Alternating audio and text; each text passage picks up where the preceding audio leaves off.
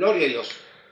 Buenas noches, Dios le bendiga, le saluda el pastor Marcelo Ríos. Bueno, continuando con la enseñanza sobre la Biblia de los Testigos de Jehová, ¿no? Su traducción del Nuevo Mundo de las Santas Escrituras, la cual eso es una Biblia particular de edición de ellos, que ellos han editado, porque bueno, como dijimos anteriormente, que cuando ellos salían a predicar, muchas veces confrontaban a los cristianos, pero había un choque por el hecho de que la doctrina de ellos no concordaba, mayormente porque en la Biblia propia de ellos los contradecía. Entonces, ¿qué hicieron?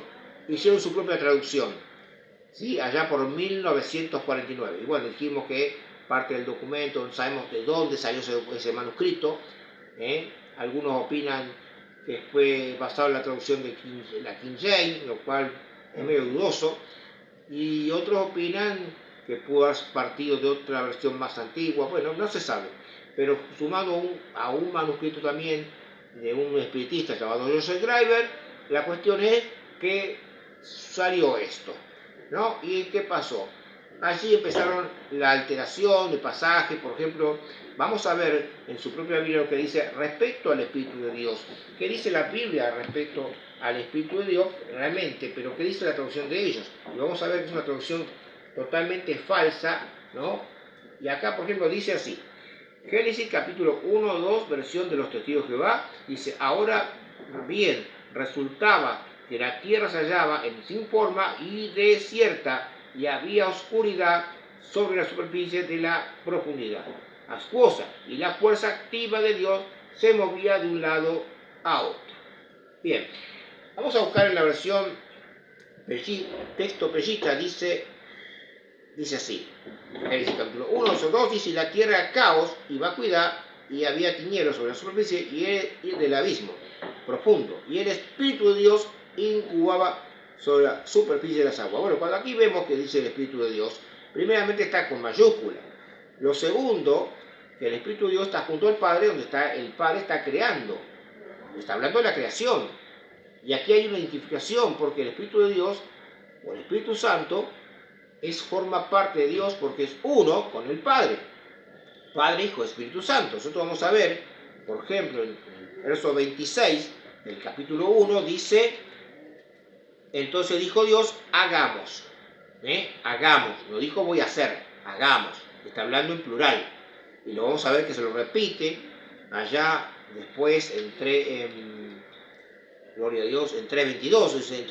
Entonces dijo Yahvé Dios, he aquí el Adán ha llegado a ser como uno de nosotros. Al conocer el bien y el mal, no va a suceder. Bueno, entonces dijo Dios, Yahvé Dios dijo, he aquí Adán ha llegado a ser como uno de nosotros. Nosotros, plural. Y vuelve a repetirse en Génesis 11:7. Descendamos, no dijo voy a ascender, voy a hacer, no. Dice hagamos, plural. ¿Sí? ¿Por qué? Porque cuando el Espíritu de Dios está junto con el Padre y el Verbo trabajando en la creación, y ellos conforman el único Dios. Lamentablemente los Testigos de Jehová no creen en la doctrina de la Trinidad, pero vamos a probar, porque hay justamente la enseñanza de los Testigos de Jehová, y basada en su propia Biblia, de que el Espíritu Santo no es una persona. Por eso ellos ponen y traducen la fuerza activa, lo cual es totalmente no solo una falacia, es una blasfemia.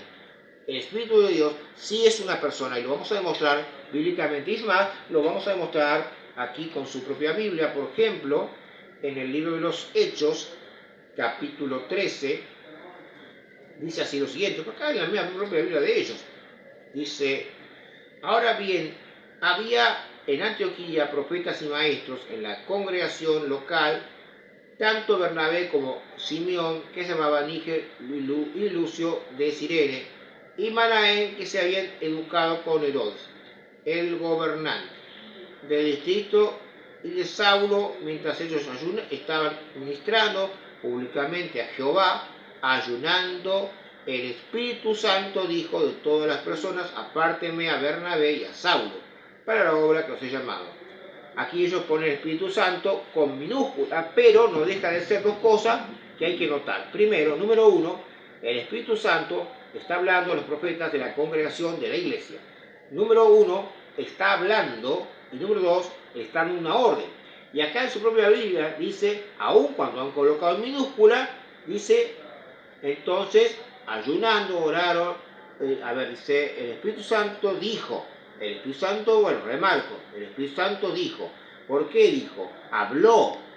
Entonces, si una persona habla, tiene la facultad de una persona, el hablar, ¿no? El dar órdenes y también el de, por ejemplo, tener voluntad propia. Que esto lo vamos a ver allí en Primera de Corintios, capítulo 12.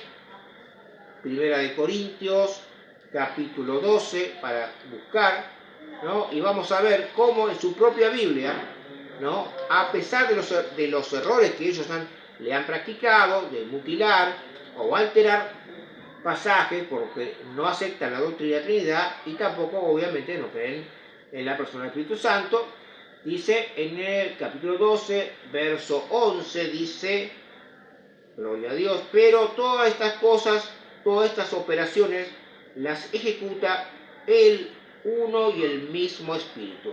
Pero todas estas operaciones las ejecuta el uno y el mismo Espíritu. O sea, ahí está hablando de voluntad propia, decisión, tiene voluntad propia, elige, decido, a ver, reparto, o sea, como dice el Reina Valera, reparte como él quiere.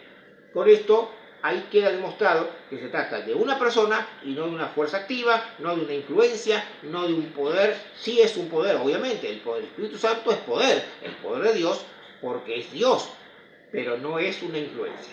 Así que bueno, por eso vamos a ir con esto de la doctrina de los testigos de Jehová, o su Biblia, mejor dicho, para que quede demostrado la falsedad de esta doctrina, de esta secta, de este grupo, para que cuando vengan a tocar a tu puerta, no te dejes engañar. Ellos que no creen en la deidad del Señor, ellos por ejemplo alteran Juan 1.1, como ya lo hemos visto, que ellos lo colocan en minúscula diciendo que era un Dios, pero la propia Biblia lo desmiente. Por ejemplo, en Juan 5.18, si nosotros buscamos, vamos a ver que a pesar de la alteración que le han hecho, Juan capítulo 5, verso 18, dice así: a causa de esto, realmente los judíos procuraban con más empeño matarlo, porque no solo quebraba el sábado, sino que también llamaba a Dios su propio Padre, haciéndose igual a Dios.